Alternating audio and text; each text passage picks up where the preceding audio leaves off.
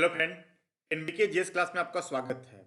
Test series जो सातवां test series है उसका 1 से 50 क्वेश्चन का जो आंसर और एनालिसिस है मैंने ऑलरेडी अपलोड कर दिया है। तो दूसरा पार्ट है जिसमें कि क्वेश्चन नंबर 51 से लेकर 100 नंबर क्वेश्चन तक मैं आपके साथ डिस्कशन करूंगा। तो आते हैं 51 नंबर क्वेश्चन पे, लेकिन उसके पहले आप इसको थोड़ा सुधार लीजिए। जो पहला नंबर क्वेश्चन है उस पे यहाँ पे है कि बिहार के किस राज्य से गुजरती है, तो यहाँ पे सुधार लीजिए, राज्य नहीं बल्कि जिला होगा। क्वेश्चन नंबर जो पहला क्वेश्चन को मैंने एनालिसिस किया था उसमें भी नहीं सुधार पाया था। इसमें देखिएगा बिहार के किस जिले से नहीं गुजरती है, तो यहाँ पे राज्य की जगह पे जिला होगा। साथ साथ जो हमने जो सब इंस्पेक्टर का क्वेश्चन का जो 10 क्वेश्चन जो ऑलरेडी जो मेरे GS classes NBK GS classes पूछे जा चुके हैं, उसमें जो द्वितीय पारी जो हुई थी उसमें भी द्वितीय पारी में भी जो 100 क्वेश्चन पूछे गए थे उसमें भी क्वेश्चन नंबर 2, 15, 54, 59, 67, 90 और 96 डायरेक्ट रूप से हम जो भी एनबीके जिस क्लासेस में जो टेस्ट सीरीज कराते हैं या प्रैक्टिस सेट करते हैं या जो स्टडी मटेरियल देते हैं उससे डायरेक्ट रूप से पूछे गए हैं। तो अभी मैं अगर इसका एनालिसिस करूंगा तो इसका भी काफ़ी टाइम हो जाएगा, ऑलरेडी मैंने काफ़ी लेट हो चुका है। तो अगला जो नेक्स्ट वीक होगा उसमें मैं इसका जो सोर्स के साथ आपके साथ डिस्कशन कर पाऊंगा 7 क्वेश्चन पे।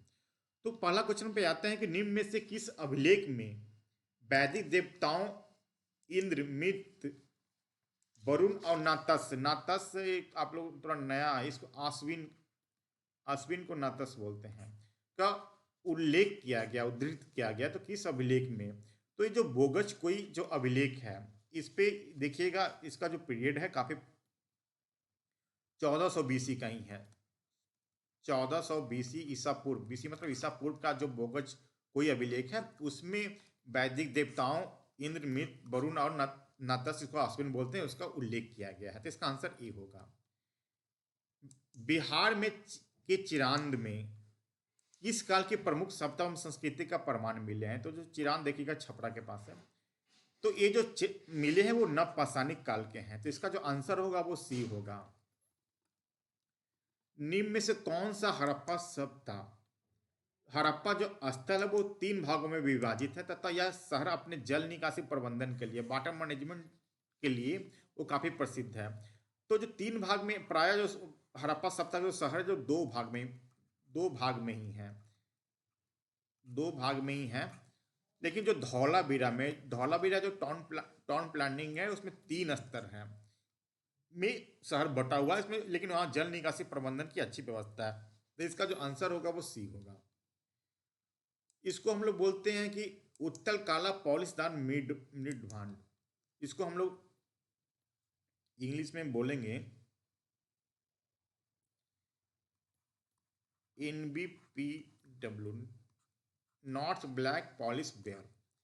ए का संबंध निम्न में से किस युग से है? तो जो उत्तर काला पॉलिशदार मिल्ड भांड है इसका जो संबंध है वो लौ युग से, आयरन एज से है। इसका जो आयरन एज का जो पीरियड देते हैं वो 600 बीसी से लगभग 200 बीसी के लगभग देते हैं। उसके बाद इसका जो मेन रूप से जो पीरियड माना जाता है, तो जो NBPW जो संबंधित है वो लौ युग, इसका आंसर सी होगा। कौटिल्य द्वारा अर्थशास्त्र में, कौटिल्य को विष्णु शर्मा हम लोग बोलते हैं या चाणक्य, इसको अलग अलग पुस्तकों में नाम दिया जाता है। उनके जो अर्थशास्त्र जो लिखा गया है उसमें किससे निर्मित सिक्कों के लिए कासार्पण, पन और धरण का शब्द का प्रयोग किया गया है? तो हम लोग मौर्य काल में देखेंगे चंद्रगुप्त मौर्य किताब में जो कौटिल्य के द्वारा अर्थशास्त्र लिखा गया है, इसमें जो चांदी के जो सिक्के थे, चांदी के जो सिक्के थे उसके लिए कासार्पण, पन और धरण शब्द का प्रयोग किया गया, तो इसका आंसर बी होगा। निम्न में से किस शब्द का प्रयोग बौद्ध संघ में गृहस्थ जीवन में रहकर, देखिए बौद्ध संघ में गृहस्थ जीवन में रहकर बौद्ध धर्म को मानने वालों के लिए शब्द का प्रयोग किया गया? उस समय प्रचलन था कि बौद्ध जो भिक्षुक होते थे प्राय वो परिवार से अलग होकर ही बौद्ध धर्म का प्रचार प्रसार करते थे, लेकिन कुछ ऐसे भी व्यक्ति थे जो कि अपने परिवार में रहकर ही बौद्ध धर्म मानते थे और इसका प्रचार प्रसार करते थे। तो उसके लिए जो शब्द का प्रयोग किया गया है उसके लिए उपासक शब्द का प्रयोग किया गया है, वैसे व्यक्तियों को बोलते थे। इसका आंसर होगा ए। निम्न में से किनके द्वारा सिकंदर द्वितीय या सानी की उपाधि धारण की गई है? तो सिकंदर द्वितीय आप लोग मेडिएवल पीरियड में देखते हैं जो अलाउद्दीन खिलजी था, उसकी भी इच्छा थी कि पूरा जो Sikandar Alexander the great, Sikandar महान की तरह वो भी विश्व का विजेता बने। तो सिकंदर अलाउद्दीन खिलजी के द्वारा ही सिकंदर द्वितीय की उपाधि धारण की गई। इसका आंसर होगा बी। अब आता है कि कुछ साइंस का पोर्शन है जिसमें क्या है कि एक व्यक्ति जैसे ही चलना आरंभ कर देता है, उसमें बैठे हुए यात्री का सर पीछे की ओर झुक जाता है। इसका किसका उदाहरण है? तो जो इनर्शिया, जो जड़त्व का जो नियम होता है, उसमें हम लोग देखते हैं कि जो कोई भी एक ट्रेन पे जो बैठा हुआ व्यक्ति है, ट्रेन पे कोई व्यक्ति बैठा हुआ है, अगर वो चढ़ना स्टार्ट करता है, ट्रेन चलना स्टार्ट करता है, तो जो ए पोर्शन है उसमें तो गतिज आ जाती है, लेकिन जो ऊपर का पोर्शन है वो स्थिर रहता है। तो इसके कारण वो जो पोर्शन होता है वो पीछे की ओर झुक जाता है। तो हम लोग ये देखते हैं जो स्थिरता का जो जड़त्व है, इसके कारण वो व्यक्ति होता है वो पीछे की ओर झुक जाता है। तो इसका आंसर होगा बी। अंतरिक्ष यात्री निर्वात में जो वैक्यूम होता है ऊपर, उस पर सीधे खड़े नहीं हो सकते। क्यों नहीं हो सकते? तो इसमें है कि गुरुत्व नहीं होता, ग्रेविटी उसमें नहीं होती। इसी ग्रेविटी नहीं होने के कारण उनको जो पेशीय बल होता है, हम लोग देखते हैं जो पेशीय बल होता है जो अंतरिक्ष यात्री के, तो अस्थियों में जो हड्डियां होती है घनत्व की कमी होने लगती है, जिससे कि उनको परेशानी काफ़ी होती है। तो अंतरिक्ष यात्री को निर्वात में सीधे खड़े नहीं हो सकते क्योंकि वहां पे गुरुत्व बल नहीं होता है। किसी पिंड का भार, इस पे जो आंसर दिया हुआ है कि कहाँ पे सर्वाधिक होता है, तो हम लोग देखते हैं जो ध्रुवों पे सर्वाधिक होता है।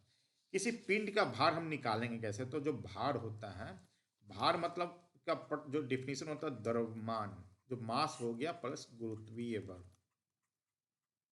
गुरुत्वीय बल, गुरुत्वीय त्वरण इसको बोल लेते हैं, तो ग्रेविटी जो हो गया उसके अनुसार। तो जो मास प्लस गुना ग्रेविटी जो हो गया उसको हम लोग भार कहेंगे। तो हम लोग पहले भी स्टडी कर चुके हैं कि जैसे जैसे भूमध्य सागर पे न्यूनतम होता है किसी गुरुत्व बल, लेकिन जैसे जैसे हम ध्रुव की ओर जाएंगे उसका जो गुरुत्व बल होता है वो बढ़ता चल जाता है। तो ध्रुवों पे सबसे ज्यादा गुरुत्व बल होता है, इसलिए द्रव्यमान जो होगा, जो भार होगा, वेट होगा, वो मास गुना ग्रेविटी होता है। तो ग्रेविटी अधिक होने के कारण इसका जो ध्रुवों पे जो सर्वाधिक जो वेट होगा, भार होगा, सबसे अधिक ध्रुवापुर होगा। तो इसका आंसर होगा बी। अब इसी से मिलता जो जुलता क्वेश्चन है कि यदि पृथ्वी पर गुरुत्वाकर्षण बल अचानक लुप्त हो जाए तो निम्न में से कौन सा परिणाम सही होगा? तो अभी हमने यहाँ पे चर्चा किया जो भार होता है द्रव्यमान गुना ग्रेविटी होता है, तो ये जीरो हो जाएगा। तो भार भी द्रव्यमान गुना जीरो, जीरो से किसी को गुना करेंगे तो जीरो ही आएगा। तो द्रव्यमान जो भार होगा वो शून्य हो जाएगा, लेकिन जो द्रव्यमान रहेगा वो वहीं रहेगा, इसमें कोई चेंजेस नहीं आता। इसका जो आंसर होगा वो ए होगा। किसी वस्तु का जो थ्री डायमेंशनल जो प्रतिरूप बनाते हैं वो किसके उसके तकनीक का नाम क्या है? तो हम लोग देखते हैं जो होलोग्राफी है, जो होलोग्राफी है उसमें थ्री डायमेंशन हम लोग इसको प्रतिबिंब ले सकते हैं। इसमें क्या होता है कि लेजर के सहायता से, लेजर किरणों के माध्यम से की गई फोटोग्राफी से किसी वस्तु का त्रिविमीय थ्री डायमेंशनल हम लोग चित्र बना सकते हैं। तो इसका जो तकनीक का नाम है, टेक्निक, वो है होलोग्राफी। इसका आंसर सी होगा। निम्न में से किस अभिनेता को 51वां दादा साहब फाल्के पुरस्कार जो कि 2019 के लिए दिया गया है वो किसके लिए दिया गया है? तो ध्यान रखिएगा जो अमिताभ बच्चन है उसको 2018 के लिए, 2018 वर्ष के लिए जो 50वां दादा साहब फाल्के पुरस्कार था वो दिया गया था। इसमें जो 51वां जो दादा साहब पुरस्कार दिया गया है जो रजनीकांत, जो खुद अपने आप में दादा हैं, इनको दिया गया है, रजनीकांत को। तो जो 63 नंबर का जो आंसर होगा वो होगा B. Where about a novel के लेखक एवं लेखिका कौन है? तो काफ़ी फेमस है, इनको पहले भी प्राइज मिल चुका, झुम्पा लाहिड़ी। झुम्पा लाहिड़ी के द्वारा जो वेयर अबाउट्स ए नोवेल जो पुस्तक है उसको लिखा गया है। निम्न में से किस बिहार के उत्पाद को जीआई प्रमाणन प्राप्त नहीं है? तो बिहार के 4 जो उत्पाद हैं उनको जीआई प्रमाणन प्राप्त है, जो चारों को मैंने यहाँ पे नाम दे दिया, जरदारी आम, कतरनी चावल, मगही पान और शाही लीची। आप लोग ऐसे भी याद रखिए, ये सब जो क्वेश्चन जो देने का पर्पस, सिर्फ टेस्ट सीरीज देने का पर्पस ये नहीं होता कि आपके नॉलेज को चेक करें, बल्कि मेरा पर्पस ये होता है कि एक ही क्वेश्चन के माध्यम से आपको अधिक से अधिक कैसे बताया जाए। इसलिए क्वेश्चन सेट करते समय हम ऐसा ध्यान रखते हैं कि जो जो काफ़ी ज़रूरी है उसका आंसर में हम लोग चारों दे देते हैं, कि जिससे कि आपको याद रखने में आसानी होगी। तो इस पे जो इसका जो आंसर होगा उपयुक्त में से एक से, इनमें से कोई नहीं, इसका आंसर ई होगा, ताकि चारों जो वस्तुएं हैं, उत्पाद हैं, उनको ऑलरेडी जीआई प्रमाणन प्राप्त है। 1 मई 2021 में अति गंभीर चक्रवात तूफान, जिसको यास नाम दिया गया है, जिससे कि उड़ीसा, पश्चिम बंगाल, झारखंड भी सर्वाधिक से अधिक प्रभावित हुआ था। बिहार में भी इसका असर पड़ा था। यस नाम किस देश के द्वारा दिया जाता है? तो हम लोग देखते हैं जो इंडिया का जो मैप यहाँ पे है, तो यहाँ पे जो है अरब सागर तथा जो बंगाल की खाड़ी है, ये दोनों जो पार्ट है वो हिंद महासागर का ही पार्ट है।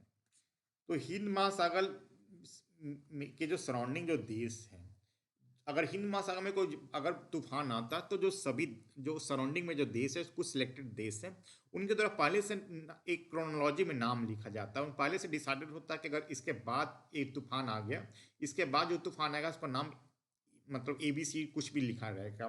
तो जो इसका जो यस नाम दिया गया था, ये जो नाम दिया गया ओमान के द्वारा, ये नाम ओमान के द्वारा दिया गया था। इसी से हम लोग देखते हैं जो ये तो बंगाल की खाड़ी में यस आया था।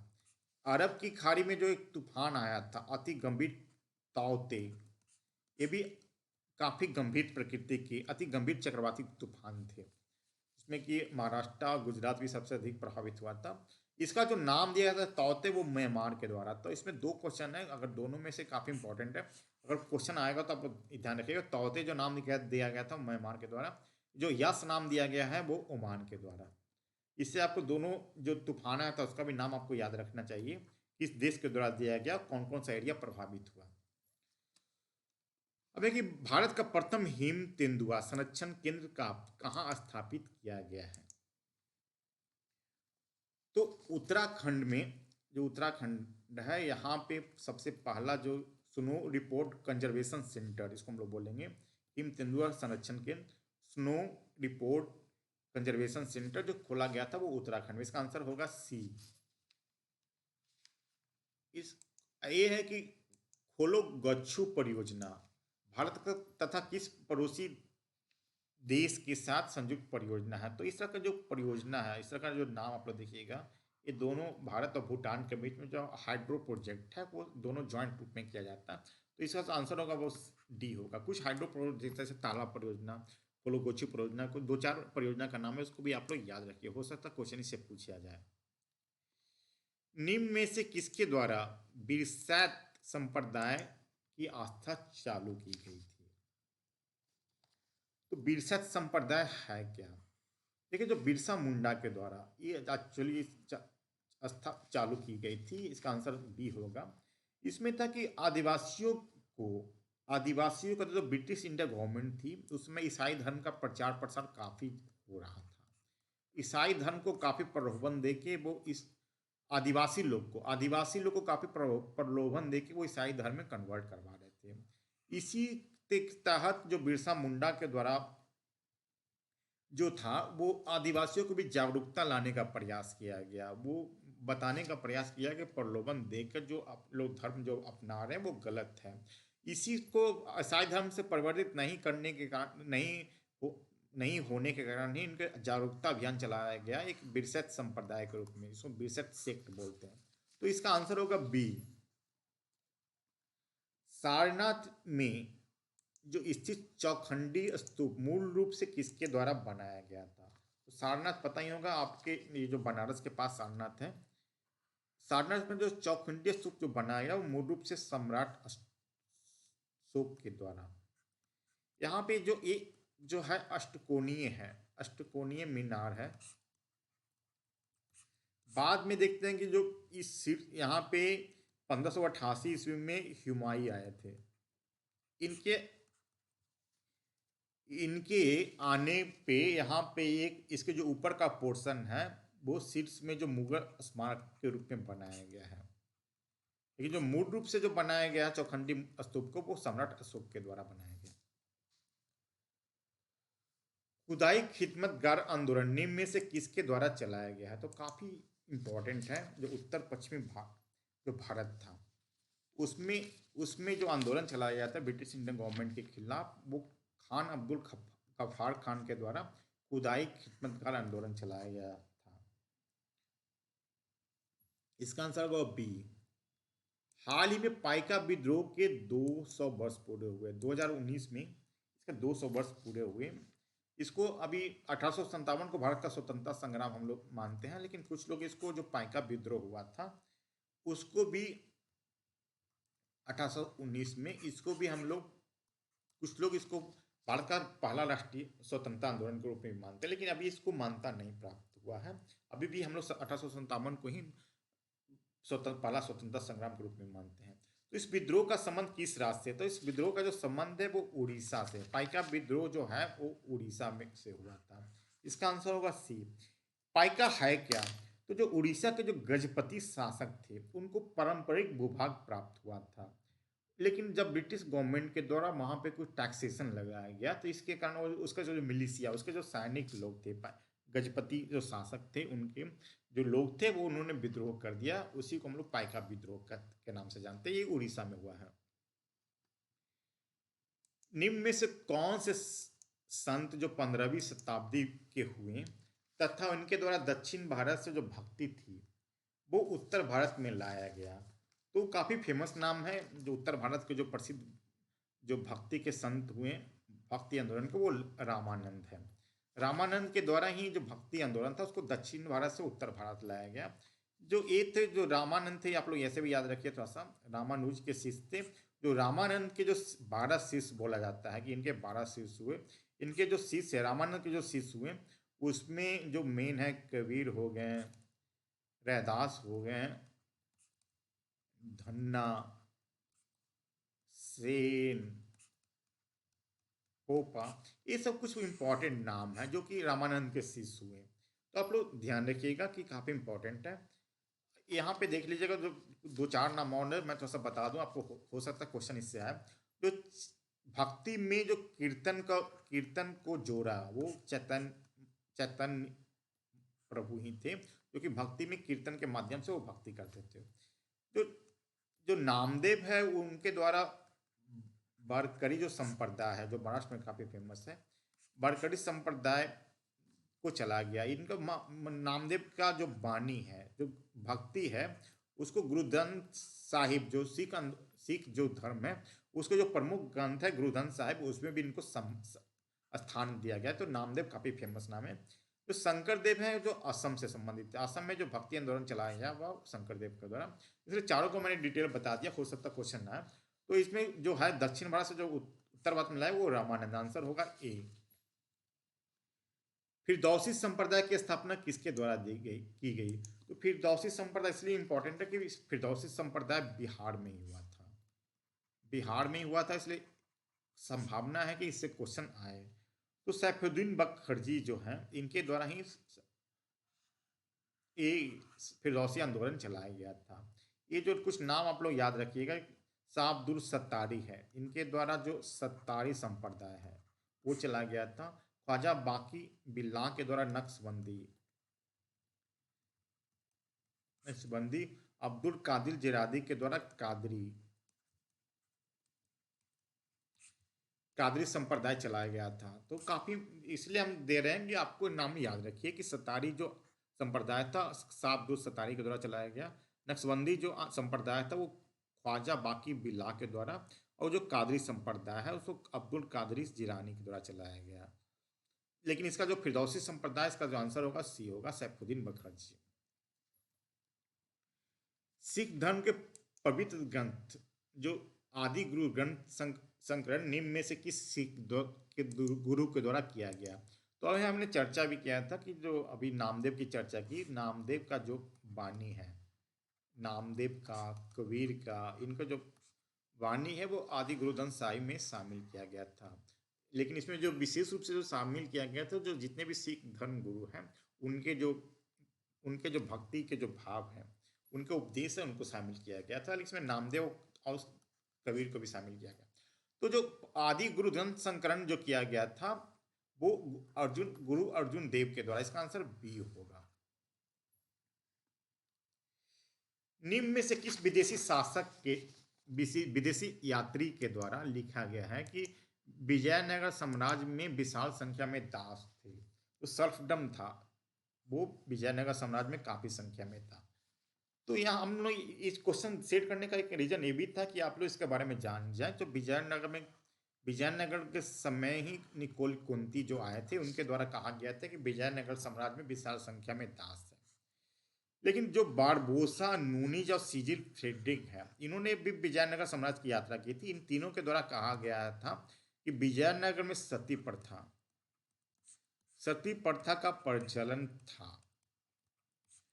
तो अगर सती प्रथा के बारे में अगर पूछा जाता तो आप लोग इसमें देख सकते हैं कि बारबोसा, न्यूजीज और सिडर फ्रेडरिक ने कहा था। निकोल कोंटी के द्वारा जो विजयनगर में दास प्रथा थी उसका वर्णन किया जाता। तो एक मेंस पॉइंट ऑफ व्यू से भी आपको कोट करने के लिए आ सकता है, तो इसको भी थोड़ा सा आप लोग याद रखिए। संतलत कालीन अर्थव्यवस्था में जो मसाहत शब्द का प्रयोग किसके लिए किया गया है? तो जो ये जो मसाहत है, अलाउद्दीन खिलजी के द्वारा जो भूमि का जो पैमाइश था उसके लिए मसाहत शब्द का प्रयोग किया गया। तो इसका जो आंसर होगा वो सी होगा।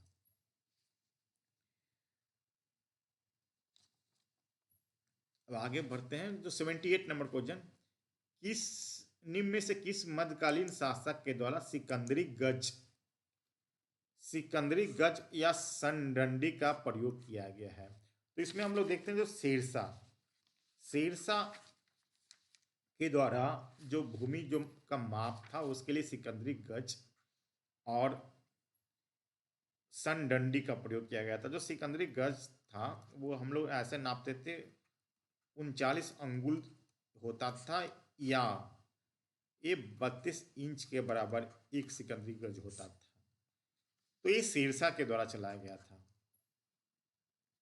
चौथ एवं सरदेशमुखी का संबंध किस शासक से है?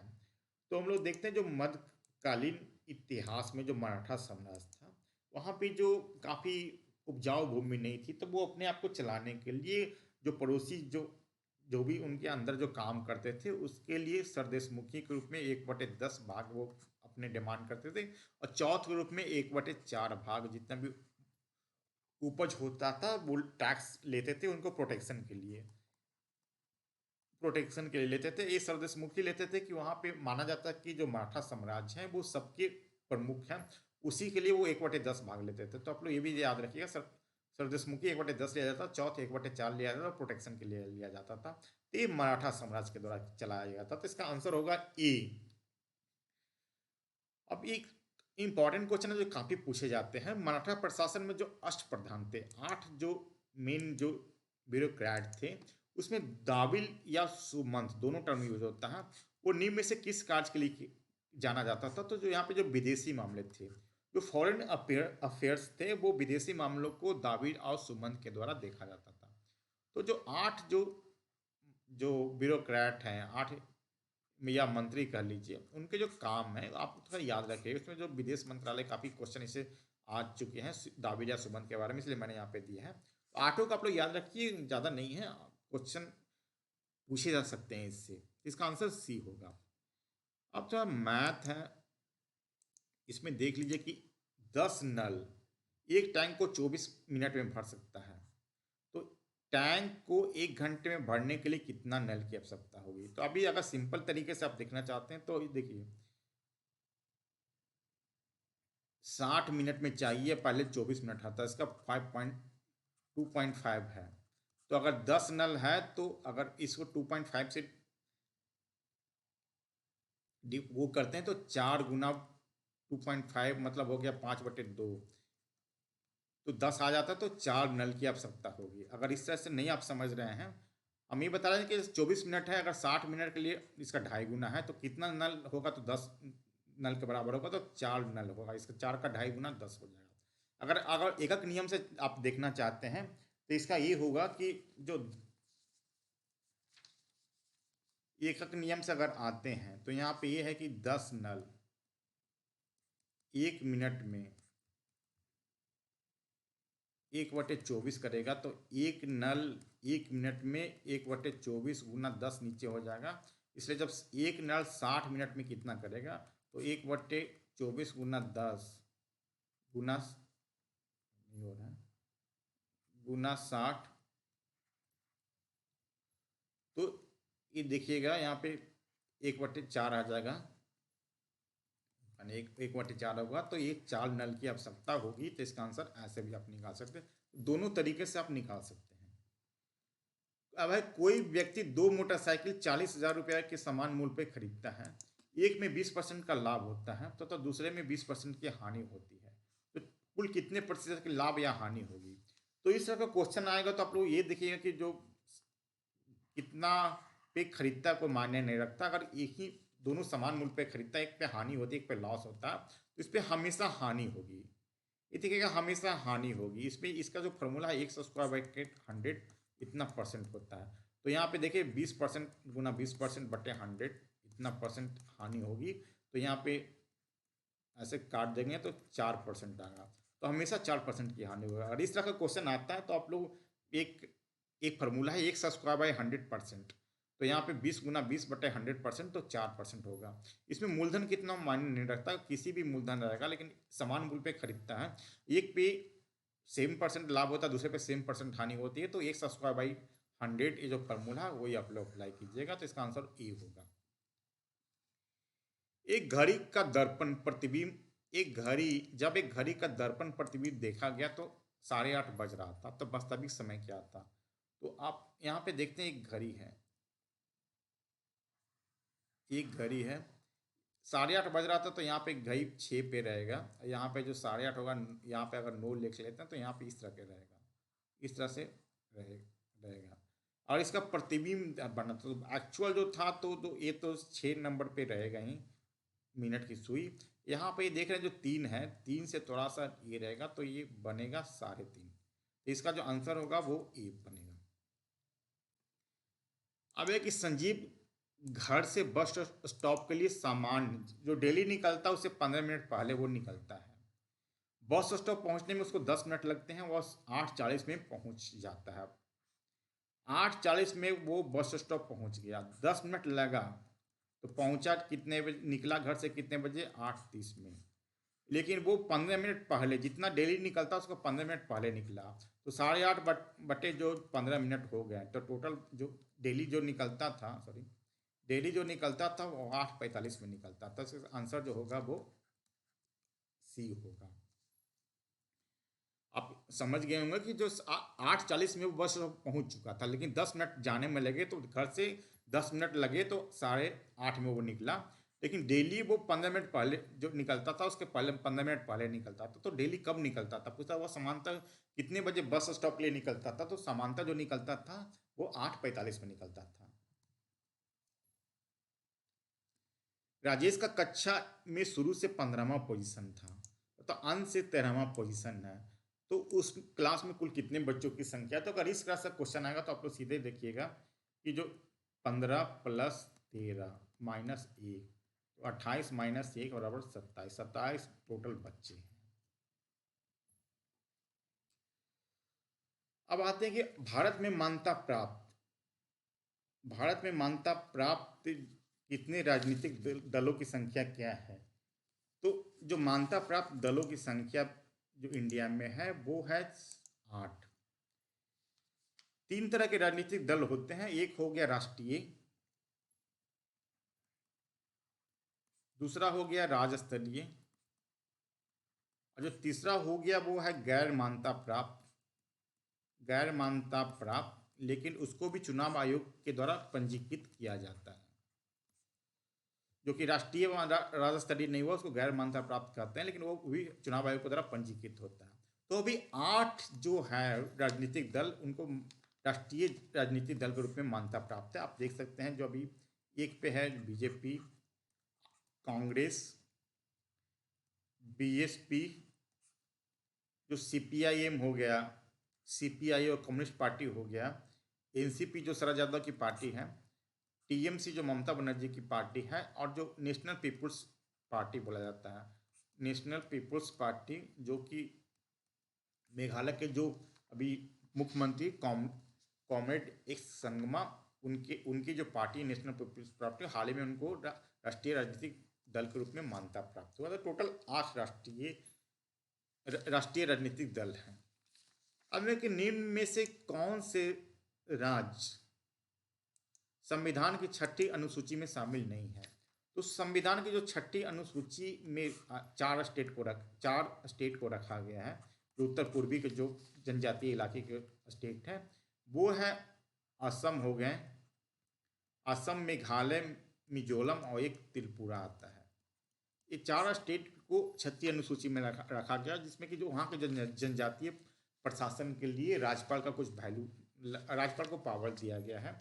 कोई भी जो केंद्र सरकार के द्वारा या राज्य सरकार के द्वारा वहाँ पे वो कानून तभी लागू होंगे जब वहाँ पे राज्यपाल उसको अनुमोदित करता है, अनुमोदन प्राप्त करता है, या उसको दूसरे कानून को मॉडिफाइड रूप में वहाँ पे लागू करता है। खासकर वहाँ पे जो स्थानीय व्यवस्था है, स्थानीय जो प्रशासन है, उसके लिए भी एक कमेटी है। तो आप ये राज्य का नाम याद रखिए कि इसमें असम, मेघालय, मिजोरम और त्रिपुरा 4 स्टेट है। इसमें जो आंसर होगा मणिपुर, मणिपुर इसमें शामिल नहीं है 6ठी अनुसूची में। 42वां संविधान संशोधन जो कि 1976 में हुआ था, इसमें किन विषयों को राष्ट्र सूची से समवर्ती सूची में शामिल किया गया है?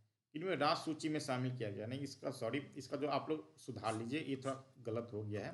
राष्ट्र सूची से समवर्ती सूची में शामिल किया गया है, इसको आप लोग थोड़ा सुधार लीजिएगा। इसमें जो शिक्षा है, वन है, नाप तौल है, वन जीवों एवं प्राणियों को संरक्षण है, सभी को 5 जो विषय थे उनको राष्ट्र सूची से समवर्ती सूची में शामिल किया गया है। तो इस पे क्वेश्चन हमेशा आते रहते हैं। इसका आंसर होगा उपयुक्त 1 से अधिक उत्तर जो होगा। भारतीय संविधान के किस अनुच्छेद के अंतर्गत सर्वोच्च न्यायालय को अपने स्वयं के निर्णयों को पुनर्विलोकन करने का अधिकार है? पुनर्विलोकन मतलब ये होगा कि आपने जो आदेश दिया गया है, अगर वो लगता है कि वो आदेश उचित नहीं है या कुछ और एविडेंस आ गया जिसपे कि निर्णय लेने की आवश्यकता है, तो अपने आदेश को भी रिव्यू कर सकता है, पुनर्विलोकन कर सकता है। तो इसको जो पावर दिया गया है वो अनुच्छेद 137 के तहत, 137 के तहत ये पावर दिया गया है कि अगर चाहे तो सर्वोच्च न्यायालय अपने स्वयं के जो निर्णय है उसका पुनर्विलोकन कर सकता है। इसका आंसर होगा डी। निम्न में से कौन सा संविधान संशोधन अधिनियम के द्वारा भारत में पहली बार जो अनुच्छेद 16 है, 16 में संशोधन करके सार्वजनिक रोजगार एवं आर्थिक रूप से जो कमजोर वर्गों के 10% आरक्षण की बात की है? तो EWS, ऐसे इकोनॉमिक वीकर जो सेक्शन है, उसके लिए जो 10% जो आरक्षण दिया गया है, ये संविधान संशोधन 103 103 संविधान संशोधन के द्वारा 10% आरक्षण EWS को, इकोनॉमिक वीकर सेक्शन को दिया गया। तो आंसर होगा सी। सेंट्रल विस्टा पुनर्विकास योजना किस मंत्रालय की परिकल्पना की गई है? तो काफी इंपॉर्टेंट, इसमें आप लोग देख रहे होंगे कि जो इंडिया गेट के पास का जो एरिया है, संसद भवन के पास का एरिया, वहाँ नया संसद भवन बन रहे हैं। साथ साथ जितने भी संसद उनके काफी ऑफिस भी वहाँ बन रहे हैं, काफी बड़ा प्रोजेक्ट है। तो जो परिकल्पना की गई है वो आवास एवं शहरी मामलों का जो मंत्रालय है उनके द्वारा की गई है। तो इसका आंसर ए होगा। भारत में लोक सेवा के जनक कौन है? जो सिविल सर्विसेज होते हैं उसके जनक कौन है? तो जो लोक सेवा के जो जनक हैं वो कॉर्नवालिस को माना जाता है। इसका आंसर बी होगा। किस अधिनियम के द्वारा कंपनी का जो भारतीय व्यापार का एकाधिकार था वो समाप्त हो चुका था? तो हम लोग यहाँ पे देखते हैं जो 1813 का जो अधिनियम है, 1813 के अधिनियम के द्वारा कंपनी का जो व्यापारिक एकाधिकार था वो समाप्त हो चुका था। अब कंपनी के साथ साथ जो यहाँ के यूरोपियन जो व्यापारी थे वो भी इंडिया में व्यापार कर सकते थे। तो ये आंसर बी होगा, 1813 का अधिनियम। लेकिन इसमें ध्यान रखिएगा जो चाय का एकाधिकार था वो 1833 में जाकर वो समाप्त हुआ। सिद्धू एवं कान्हू के दौरान 1855 के विद्रोह का किस विद्रोह का नेतृत्व किया गया? तो आप लोग इस आंसर देने का मतलब ये हो, सिद्धू एवं कान्हू के द्वारा 1855 में जो संथाल विद्रोह है उनका नेतृत्व किया गया था। तो आप लोग याद रखिएगा संथाल जो विद्रोह है उसका 1855 में हुआ था। इसका नेतृत्व सिद्धोम कानू के द्वारा किया गया था। तो आपको दूसरे रूप में भी याद रखना कि किसी तरह का क्वेश्चन आए तो आप उसका आंसर दे सकते हैं। इसका आंसर होगा बी। एका आंदोलन भारतीय स्वतंत्रता संग्राम के दौरान चलाया गया जाने वाले प्रमुख आंदोलनों में से एक था। इस आंदोलन का संबंध किस रास्ते है? तो जो एका आंदोलन चलाया गया था वो जो अभी उत्तर प्रदेश में जो अवध का जो उसमें अवध के जो क्षेत्र था वहां पे चलाया गया था। इसमें था कि जो लगान वृद्धि के विरोध में ये चलाया गया था। इसमें जो मुख्य रूप से था हरदोई, बैराज और सीतापुर, ये सब एरिया में वो एक आंदोलन चला था जिसका कि नेतृत्व जो काफ़ी इम्पोर्टेंट है, हम पूछा जाता है। इसका जो नेतृत्व जो किया गया था वो मदारी पासी के द्वारा, मदारी पासी के द्वारा किया गया था। एक सहदेव थे, लेकिन मदारी पासी इंपॉर्टेंट नाम है, इसको हमेशा पूछा भी जाता है, तो इसको भी आप लोग याद रखिए कि एका आंदोलन का संबंध उत्तर प्रदेश से है। इसका जो नेतृत्व था वो मदारी पासी के द्वारा किया गया था। कांग्रेस के किस अधिवेशन में मौलिक अधिकारों का प्रस्ताव तथा राष्ट्रीय आर्थिक कार्यक्रम की स्वीकृति मिली थी? तो काफी इंपॉर्टेंट है, मौलिक अधिकार के बारे में काफी क्वेश्चन आते हैं। तो जो 1931 में जो कराची अधिवेशन है, कराची अधिवेशन जो 1931 में हुआ था उसमें मौलिक अधिकारों का प्रस्ताव भी पास हुआ था, तो राष्ट्रीय आर्थिक कार्यक्रम की स्वीकृति मिलेगी थी। इसी में हम लोग देखते हैं जो गांधी इरविन समझौता का जो अनुमोदन था, अनुमति था, वो भी कराची अधिवेशन में ही मिला था। इसकी जो अध्यक्षता थी वो वल्लभ भाई पटेल ने की थी, वल्लभ भाई पटेल ने। तो काफी इंपॉर्टेंट है कराची अधिवेशन, इसको आप लोग याद रखिएगा, क्वेश्चन किसी भी तरीके से पूछे जा सकते हैं। इसका आंसर होगा ए। अब है कि महात्मा गांधी के द्वारा व्यक्तिगत सत्याग्रह चलाया गया था, इनमें से प्रथम सत्याग्रही कौन थे? तो जो प्रथम सत्याग्रही थे वो विनोबा भावे थे। विनोबा भावे प्रथम सत्याग्रही थे। दूसरा सत्याग्रही जवाहरलाल नेहरू। इसका जो आंसर होगा इनमें से कोई नहीं। अब अगर इंडिया वो बिहार की बात कर ले तो पहले भी हम डिस्कशन कर चुके हैं, आपको एक बार रिवाइज करवा देता हूँ। जो यहाँ पे भी व्यक्तिगत सत्याग्रह बिहार में भी चलाया गया था, जो श्री कृष्ण सिंह थे। श्री कृष्ण सिंह को प्रथम व्यक्तिगत सत्याग्रही घोषित किया गया था। उसके बाद अनुग्रह नारायण सिंह जो थे उनको द्वितीय सत्याग्रही घोषित किया गया था।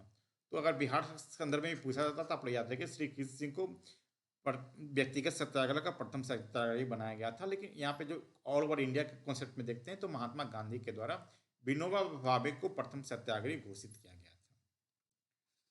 मूल शिक्षा की जो वर्धा योजना है काफी इंपॉर्टेंट है, क्योंकि इसमें जो जो वर्धा योजना में जो भी प्रपोजल था वो महात्मा गांधी के द्वारा जो अनेक आर्टिकल में जो प्रस्ताव लिखा गया था उसी के आधार पे जो जो वर्धा योजना में जो बेसिक एजुकेशन आधार शिक्षा के रूप में जो एक समिति बनाई गई थी उस पे चर्चा करना था। तो उसको वो किन की अध्यक्षता में एक समिति गठित की गई थी? तो उसमें जो जाकिर हुसैन थे उनकी अध्यक्षता में एक जो वर्धा योजना के तहत जो बेसिक एजुकेशन पे राष्ट्रीय नीति बनाने की बात कही गई थी उसमें जाकिर हुसैन उसके अध्यक्ष थे। अब है कि वर्तमान में सार्वजनिक बैंकों की कुल संख्या कितनी है? तो अभी तक तो 18 थे, लेकिन इसमें से 8 बैंक, काफ़ी बैंकों को मर्ज कर दिया गया। अभी 12 बैंक है। जैसे कि आप लोग देखते होंगे जो अभी यूनियन बैंक में कॉरपोरेशन बैंक तथा आंध्रा बैंक को शामिल किया गया है। इलाहाबाद बैंक को जो इंडियन बैंक में शामिल कर लिया गया है। इसी तरह आप जो मर्ज किया गया इसको आप लोग याद रखिए। तो इसका जो आंसर होगा वो होगा सी। ताकि नरसिम्हन जो बैंकिंग क्षेत्र के बैंक में नरसिम्हन कमेटी काफ़ी इंपॉर्टेंट है, आप लोग याद भी रखिएगा कि नरसिम्हन कमेटी पूछेगा किस संबंध में से संबंधित है, तो बैंकिंग सेक्टर से संबंधित है। इनके द्वारा ही कहा गया है कि जितने भी काफ़ी बैंकों का विलय कर दिया जाए तथा इंटरनेशनल लेवल पे 3-4 बैंक होना चाहिए, तो नेशनल लेवल पे 8-10 बैंक होना चाहिए, उसके नीचे एक क्षेत्रीय बैंक हो। उन्हीं के रिकमेंडेशन के आधार पर कुछ बैंकों को मर्ज किया गया। अभी वर्तमान में जो सार्वजनिक बैंक के जो क्षेत्र हैं वो 12 हैं। स्वामित्व योजना किससे संबंधित है? तो स्वामित्व योजना है वो सेंट्रल गवर्नमेंट का स्कीम है, गवर्नमेंट ऑफ इंडिया के द्वारा। जो स्वामित्व योजना है वो भूमि रिकॉर्ड, जितने भी फैमिली के जो भूमि रिकॉर्ड, आजकल जितने भी विवाद होते हैं वो भूमि विवाद के कारण काफ़ी ज़्यादा विवाद होते हैं। इसी भूमि रिकॉर्ड को डिजिटाइजेशन करने के लिए ही स्वामित्व योजना चलाई गई सेंट्रल गवर्नमेंट के द्वारा। इसका आंसर होगा ये। तो मैं समझता हूँ कि 100 क्वेश्चन मैंने डिस्कशन किया, हो सकता है कि कुछ किसी क्वेश्चन में कुछ कमियां रह गई होगी। तो अगर आपको लगता है कि कुछ आंसर डिफरेंट हो सकता है तो आप लोग कमेंट बॉक्स में लिख के जरूर बताइए।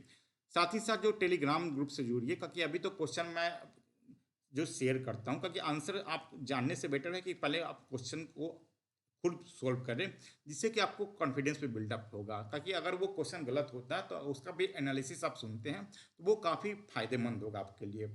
तो अगर टेस्ट सीरीज प्रत्येक संडे को मैं चलाता हूँ, तो अगर ये टेस्ट सीरीज से जुड़ना चाहते हैं तो इसका लिंक मैंने डिस्क्रिप्शन बॉक्स में, जो टेलीग्राम ग्रुप है वहाँ पे दिया गया है डिस्क्रिप्शन बॉक्स में, उससे आप टेलीग्राम ग्रुप से जुड़ सकते हैं, जिससे कि क्वेश्चन होगा वो मॉर्निंग में आपको मैं उपलब्ध करा दूंगा।